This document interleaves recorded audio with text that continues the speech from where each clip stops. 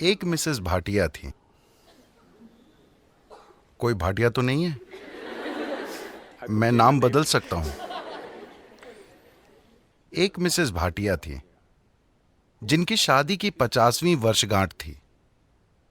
वर्षगांठ मनाने के बाद अगले दिन उन्होंने तलाक की अर्जी दे दी। जज ने तलाक की अर्जी देखी। वो एक अच्छी पारिवारिक मित्र भी थी, तो उसने उन्हें बुलाकर पूछा, आप अपने पति को तलाक क्यों देना चाहती हैं? वो इतना प्यारा आदमी है। आप उसे तलाक क्यों देना चाहती हैं? आप किस आधार पर उसे तलाक दे रही हैं? वो बोली, वो मेरे साथ वफादार नहीं रहे, वो मुझे धोखा देते रहे हैं। आप इस नतीजे पर कैसे पहुंची? आपने कल ही शादी की 50वीं वर्षगांठ मनाई थी। कल तक तो आप ठीक थी, फिर क्या हो गया? मुझे बीते दिनों की बहुत याद आ रही थी, तो मैंने फोटो एल्बम पलटना शुरू किया। फिर मैंने देखा कि मेरे 5 बच्चों में कोई भी उनके जैसा नहीं दिखता।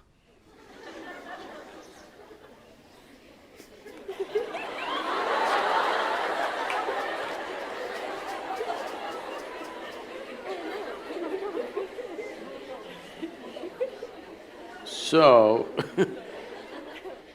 देखिए, अभी क्या आपको याद है कि 10 पीढ़ी पहले आपकी दादी की दादी की दादी कैसी दिखती थी?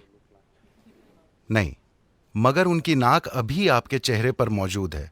आपके शरीर को याद है, हाँ या ना? आपके शरीर को लाखों साल पहले आपके पूर्वजों की त्वचा का रंग भी याद है, अभी तक वो भूला नहीं है। तो जिसे आप मेरा शरीर कह रहे हैं, वो यादों का एक बहुत बड़ा संग्रह है ना? आपके दिमाग में मौजूद यादाश्त बहुत कम है।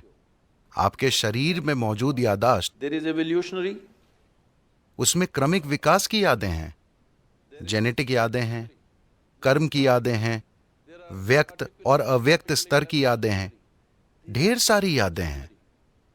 आपको लगता है कि अभी आपको चलना आता है, लेकिन ऐसा सिर्फ इसलिए है क्योंकि आपके शरीर ने वो यादाश्त बनाई है। अगर आपका शरीर उसे भूल जाए तो आप चल नहीं पाएंगे। so इतनी यादें, आप जो छोटी से छोटी चीज करते हैं, आप जानते हैं कि क्या खाना है क्या नहीं खाना है, उसे मुंह में डालना है कान में नहीं। ये सुनने में अजीब लगता है, लेकिन आप यादों के कारण ही जानते हैं। तो आपका शरीर ढेर सारी यादों का भंडार है और वो हर समय यादें इकट्ठी करते रहता है। अगर आप यहां से यहां तक चलें तो 50 अलग अलग तरह की हल्की महकें होंगी। हो सकता है कि आप उस पर ध्यान न दें, मगर शरीर उसे इकट्ठा भी करता है और पहचानता भी है। वो लगातार पहचानता रहता है। इसलिए आप जानते हैं कि सुगंध क्या है, दुर्गंध क्या है, ये इसकी गंध है। आप आवाज, गंध वगैरह के अलग अलग पहलुओं को पहचानते हैं, क्योंकि ये प्रक्रिया लगातार चलती रहती है। तो इस शारीरिक यादाश्त को इस संस्कृति में पारंपरिक तौर पर हम ऋणानुबंध कहते हैं। वो शारीरिक यादाश्त जो आप बनाते हैं। आप जागरूकता के साथ अपनी शारीरिक यादाश्त बना सकते हैं, या बस ढेर सारी यादाश्त अंदर लेकर ढेर सारी शारीरिक उलझन से गुजर सकते हैं। तो जहां कहीं भी प्रभाव होता है, मुझे पता नहीं कि आपकी पीढ़ी में लोग अब भी ये चीजें जानते हैं या नहीं, मगर अब भी बैंगलोर में ऐसे लोग मिलेंगे जिन्हें अगर आप नमक देने की कोशिश करेंगे तो वे उसे नहीं लेंगे। वो कहेंगे वहां रख दीजिए। अगर आप उन्हें तिल देने की कोशिश करें तो वो कहेंगे उसे वहां रख दीजिए, क्योंकि उन्होंने कई पदार्थों की पहचान कर ली है जो आसानी से आपकी यादाश्त को लेकर मुझ तक पहुंचा सकते हैं। अगर मैं वो चीज ले लूं, मुझे वो यादाश्त नहीं चाहिए। यही वजह है कि आमतौर पर इस संस्कृति में एक दूसरे को छूना, हाथ मिलाना, ऐसी चीजों से परहेज किया जाता है। हम अपनी ही दोनों हथेलियां मिलाकर नमस्कार करते हैं, क्योंकि हम यादाश्त नहीं इकट्ठी करना चाहते। क्योंकि अगर मैं इसे बस छूता हूं तो ये इसे भी याद रखता है। आप अपने 4 दोस्तों के साथ इसे आजमा कर देखें। आप उनके हाथों को छुएं, याद रखने की कोशिश ना करें। हर दिन बस उनके हाथ छुएं और भूल जाएं। कल अगर वो आकर आपको छूता है, आप जानते हैं कि ये उसका हाथ है ना? तो शरीर याद रखता है, ये दिमाग में नहीं है। शरीर की यादाश्त होती है, इसे ऋणानुबंध कहते हैं। जब यौन संबंध बनते हैं या ऐसी कोई अंतरंगता होती है जिसमें विचार, भावनाएं और शरीर शामिल हों, तो आपके शरीर में जो यादाश्त रह जाती है वो बहुत बड़ी मात्रा में होती है।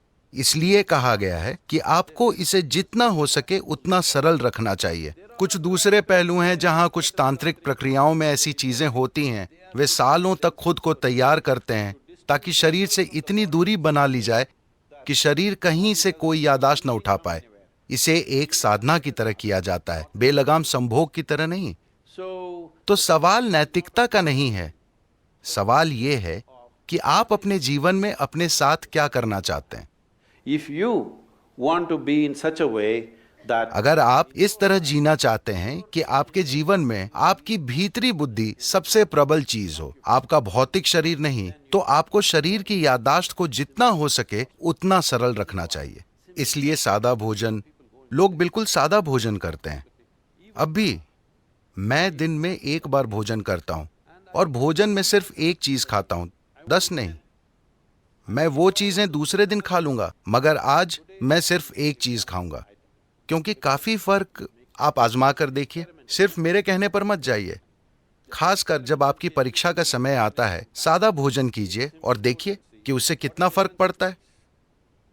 आपकी बुद्धि कैसे काम करती है, आप कितना सतर्क रहते हैं, सब कुछ।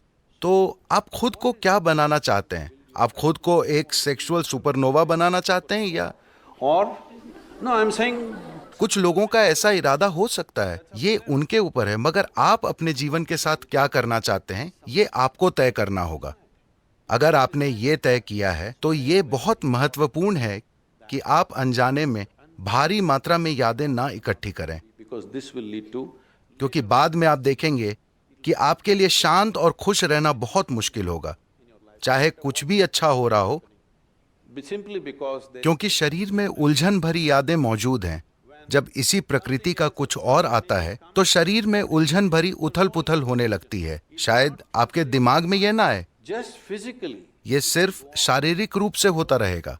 तो ये चुनाव आपको करना है। ये नैतिकता का सवाल नहीं है, ये सवाल है समझदारी से जीने का।